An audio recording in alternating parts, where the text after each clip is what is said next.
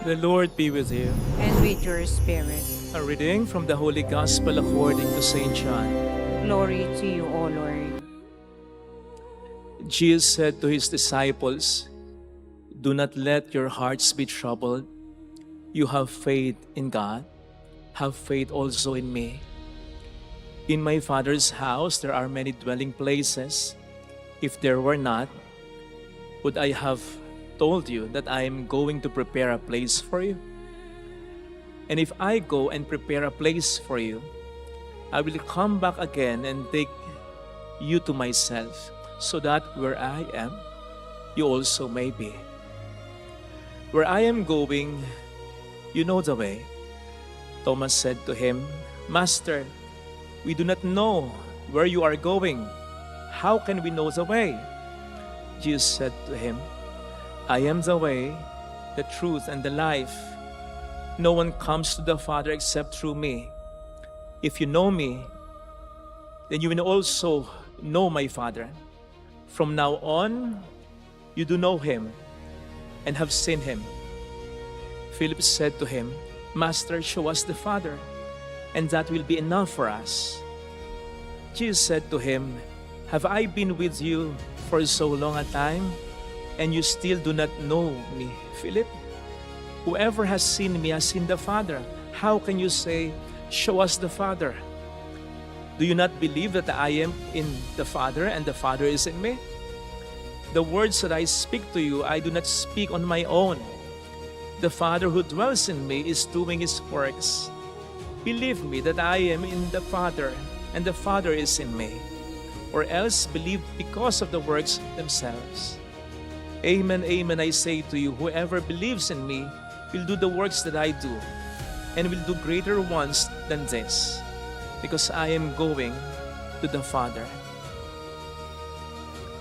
Sisters and brothers, the Gospel of the Lord. Praise you, Lord Jesus Christ. Naligaw na po ba kayo? Sino na po ang naligaw dito? Ano po usually ang pakiramdam ng isang naligaw? Di ba? Nakakainis, nakapanghihinayang.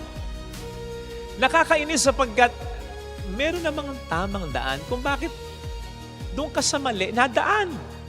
Nakakapanghinayang kasi nag-aaksaya tayo ng panahon, lakas at pera. Lalong-lalo na ngayong mahal ang diesel at gasolina. Kaya upang maiwasan ang ganyang problema, kinakailangan ang bawat paglalakbay ay pinaghahandaan natin. Dapat kahit papaano nalalaman natin ang tamang ruta at daan. Yes, may mga devices ngayon na nakapagpo-provide sa atin ng direction, pero hindi natin dapat iasa ang lahat sa mga gayon. Lalo pat dito sa Pilipinas, maluluma ang GPS. Maluluma ang Google Map. Maluluma ang Waze. Sila mismo maliligaw dahil masyadong komplikado ang marami sa mga daan dito. Kaya dapat maalam din tayo. Maganda rin nagtatanong tayo. At syempre, ang the best nating pagtanungan ay yung galing sa ating pupuntahan. Mga kapatid, tayo ay naglalakbay. Tayo habang tayo nabubuhay ay naglalakbay din naman papunta sa... Parang hindi nyo alam ang gusto nyong puntahan. Papunta sa kalangitan. May iba pa ba kayong gustong puntahan? Sa kalangitan. At tulad ng ibang paglalakbay, dapat din ito'y pinaghahandaan natin. Sapagkat kapag tayo naligaw, nako, matinding pagsisisi, panghihinayang ang mangyayari. Especially when we realize, napaka-accessible pala nung daan. Especially when we realize, meron pala tayong pagtatanungan na hindi lang galing sa ating pupuntahan, kundi naninirahan pa dyan. Walang iba, kundi ang ating Panginoong Jesucristo na nagsabi ngayon sa Ebanghelyo, "I am the way, I am the truth, I am the life." Notice that, hindi niya sinabing, I am a way. I am one of the ways. Hindi. Siya lang talaga. No other ways. No other truths. Siya lang talaga.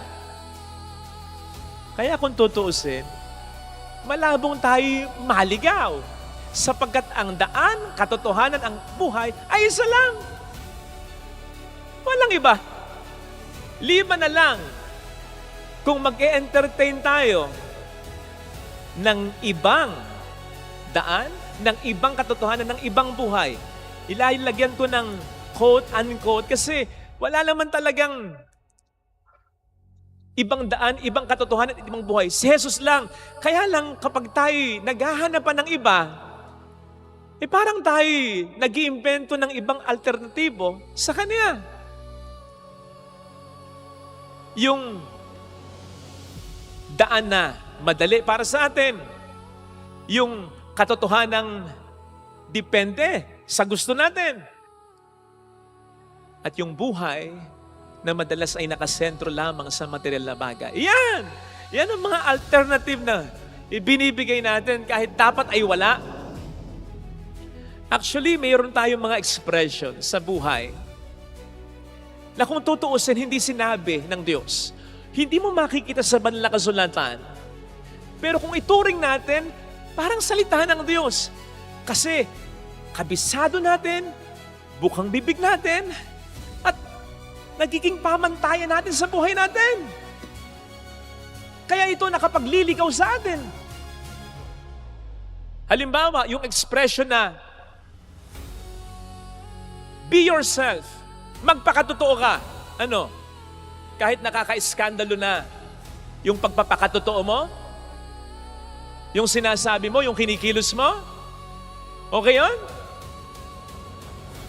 Hindi yan ang sinasabi sa Bible. Wala tayong makikitang Bible verse na nagsasabing, be yourself.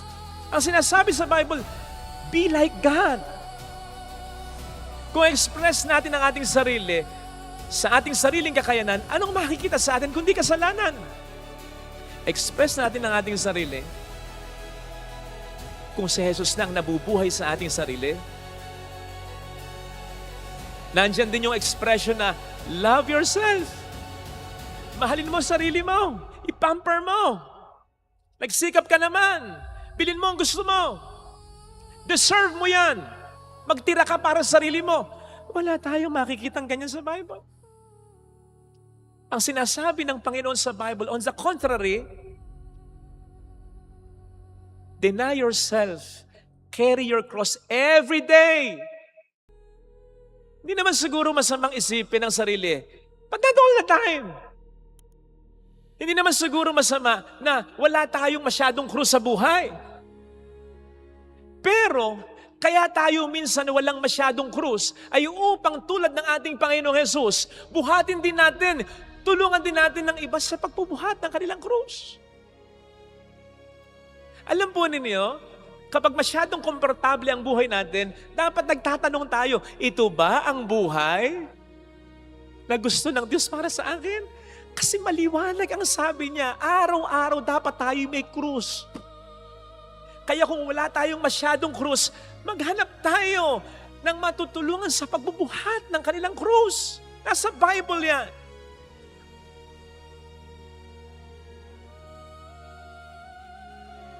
Sapagkat anuman ang meron tayo, anumang kaginhawaan ang meron tayo, hindi natin deserve yan. Biyaya ng Diyos yan. Binibigay sa atin hindi dahil karapatan natin, kundi dahil mahal niya tayo at gusto niya tayo na maging biyaya din sa ating kapwa-tao. Nandyan din yung expression na follow your heart. O yung sinasabi sa kanta ng sex bomb, kung ano ang nasa puso mo, sundin mo. Laban-laban, bawi-bawi. Wala sa Bible yan. Ang nasa Bible, Jeremiah 17 verse 9, ang puso, higit sa lahat, ay mapanlinlang at hindi yan daw malulunasan. Hello sa mga naloko na dyan dahil sa pagsunod sa puso mo. Di ba? Kaya nga, May kasabihang, ang pag-ibig nakakatanga. Sige lang, dagdagan mo pa. Ang sinasabi sa atin, follow Jesus, His ways, His thoughts, His rules, His standard, kahit na ito'y labag sa kalooban natin. Sapagkat mapanglinlang ang puso natin. O hindi ba't yun ang nangyari kay Job? Ano yung nararamdaman niya sa puso niya? I suppose, hindi siya mahal ng Diyos. Bakit? Nangamatay ang mga anak niya. Bumagsak ang kabuhayan niya. Pero anong sabi ni Job? For I know, my Savior lives. Hindi niya sinabing, I feel my Savior lives. Hindi. Kasi hindi naman niya nararamdaman eh. Pero kahit hindi niya nararamdaman, na nililigtas siya ng Diyos, hindi yun ang pinaniniwalaan niya. Kasi mapanlin lang nga ang puso eh. Pakiramdam mo, hindi ka nililigtas ng Diyos eh. Follow Him. Sabi pa nung isang expression, do whatever makes you happy. Ayan, ayan, ayan. Gawin mo kung ano makapagpapasaya sa'yo. Basta wala kang inaapakang tao. Ano yun? Kahit na nagiging sanhi ka na ng pagkakasala ng iba? Dahil masaya ka? Tama na yon?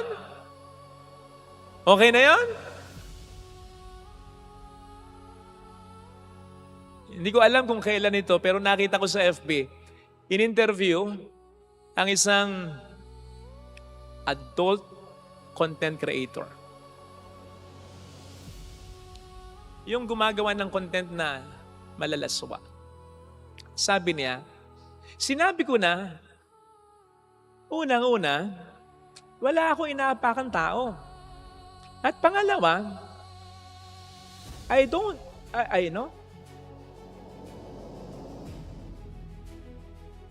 only do things. Wait, eto. Hindi ko mabasa eh.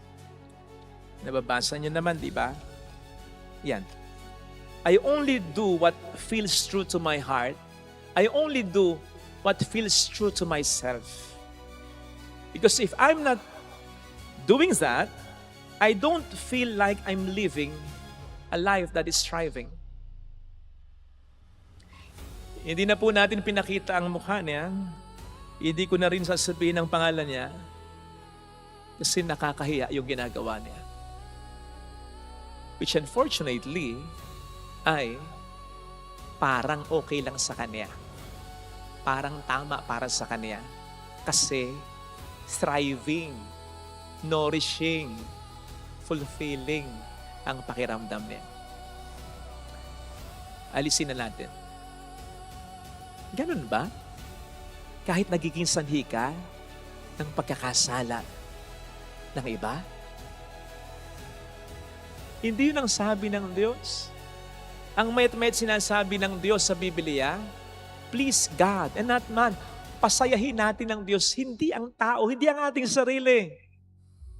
Sapagkat yun ultimately ang magbibigay ng kaligayahan sa atin. Ecclesiastes 2:26, but to the one who pleases God, He gives knowledge, He gives wisdom, He gives joy. Ang makapagpapasaya sa atin ay kapag napapasaya natin ang Diyos. Bakit? Kasi ang kaligayahan ng Diyos ay ang kabutihan natin.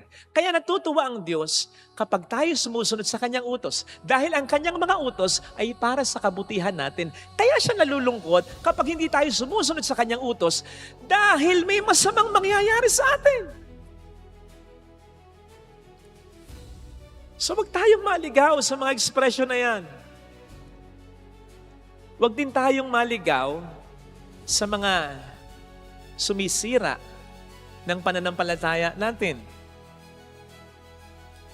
Sa pagpipresent sa atin ng mga alternatibong katotohanan, alternatibong daan, alternatibong buhay, sa pamamagitan ng pagsira nga po sa pinaniniwalaan natin. Bakit ka naniniwala na yung tinapay na yun ay nagiging katawan at dugo talaga ni Kristo? Bakit ka naniniwala na ang Pangungumpisal dapat sa pare. Hindi ba dapat diretso? Bakit mo pinaparangalan si Maria? Hindi ka ba kinikilabutan, sinasabi mong ina siya ng Diyos? Now, dahil ikaw naman,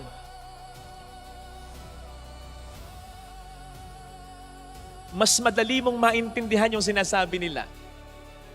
Kasi nga, may eksplanasyon na sila para siraan ang ating pananampalataya. Pinapaliwanag niya sa iyo sa alam niyang matutuwa ka, masosolve ka. Nakikinig ka. Bakit pababayaan mo na questionin ng iba ang pananampalataya mo? Wala naman silang kinalaman sa pananampalatayang ito. At yung pananampalataya natin, hindi natin inimbento. Yung ginagawa natin, hindi basta natin ginawa. Kailan lang? Ito ay ginagawa na dati ng mga unang Kristiyano. Nakaugat at nakakonekta ito sa mga apostol ni Kristo.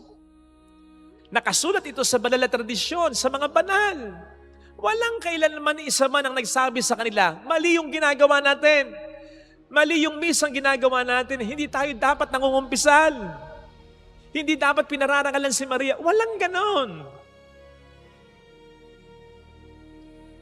So bakit ka makikinig sa iba na ang layon lamang talaga ay iligaw ka? At bakit ka makikinig sa iba? Sige nga, ilan na ba ngayon sila? Ilang grupo na sila? Libo-libo na. Magmula nang kumawala si Martin Luther, ilang libong grupo na sila. Paano ka maniniwala sa kanila na hindi magkaisa? Kung naniniwala sila na isa lang ang katotohanan, so dapat isang grupo lang sila. Hindi ko naman nilalahat. At bakit ka maniniwala din sa mga tagapagturong, hindi naman nag-aral. Nakapanood lang ng pastor o ministro nila, kinokopya lang. Ba't hindi ka maniniwala sa pari mo na 10 taon pinag-aralan ito? Huwag tayong paligaw. Gagamitin pa nila ang Biblia. Sino ba ang nag-compile ng Biblia? Di ba tayo?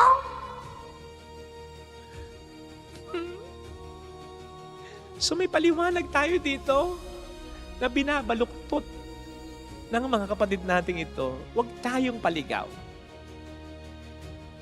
Huwag din tayong paligaw sa mga masasakit nating karanasan, sa mga problema, para isipin natin na hindi na tayo mahal ng Diyos, na hindi na makapangyarihan ng Diyos.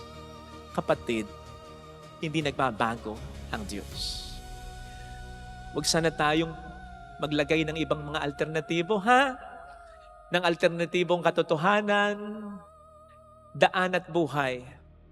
Isa lang ang daan, isa lang ang katotohanan, isa lang ang buhay. Paniwalaan natin yan.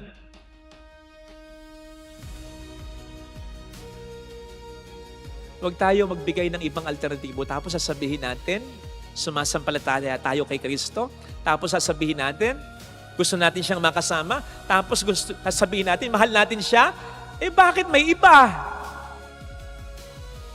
Parang yung nagsabi minsan, if you are to choose between me and her, choose her.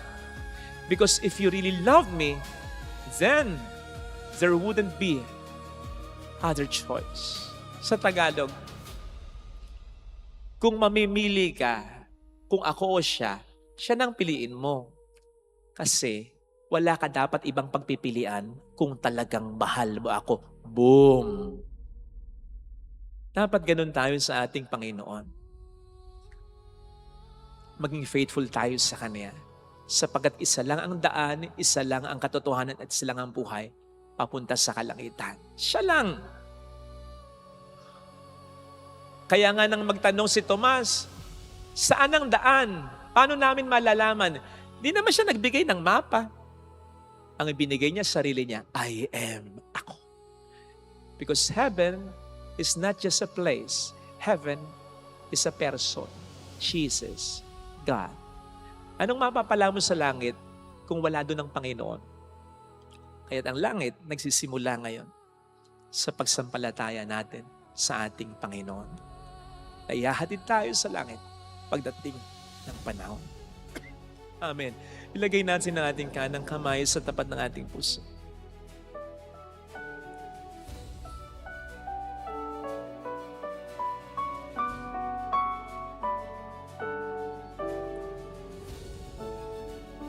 Alam kong may magagawa ang Diyos.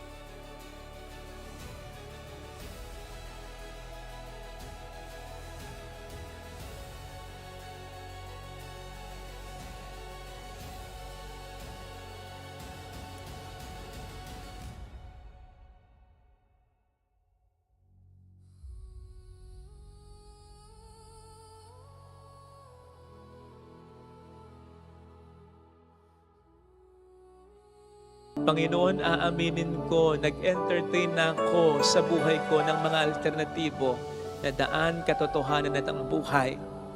Nagpadala ako sa iba, nagpadala ako sa aking mga problema, pero mali ako. Dahil ikaw lang talaga ang dapat na paniwalaan ko. At kahit na hindi kita nararamdaman kung minsan, hindi dapat ako maniwala na wala ka. Sapagkat ang puso ko ay mapanlilang, pero yung katotohanan alam ko noon pa na mabuti ka, mapagmahal ka, makapangyarihan ka, iyon ang totoo talaga. Tulungan mo ako, Panginoon, na panghawakan ang katotohanan iyon. Hallelujah! Purihin ang Diyos. Hallelujah! Pasalamatan siya. Siya ay muling babalik sa atin. Hindi niya tayo iiwan. Hindi niya tayo pababayaan. Paniwalaan natin yan. Hallelujah! Purihin ang Diyos. Hallelujah! Sa takdang panahon, babalik ang Panginoon upang tayo ay kunin. Tapat siya sa kanyang mga pangako sa atin. Sabihin mo sa sarili mo, mayroong magandang mangyayari sa iyo. Higit pa sa inaasahan mo, hindi magiging madali ang paglalakbay. Pero, nasa tamang daan ka, hindi ka maliligaw. Hindi ibig sabihin nahihirapan ka, namumroblema ka, nasa maling daan ka. Kapatid, nasa tamang simbahan ka, nasa tamang pananampalataya ka, nasa tamang Diyos ka. Kung lalapit kay Jesus, huwag ka nang maghanap ng iba. Kung lalapit kay Jesus, papuri sa Ama at sa Anak sa Espiritu Santo. Kapara ng sa unang-una, ngayon magpakailanman, magpasawalang hanggan. Amen. Thank you for watching. Please like, share, and subscribe.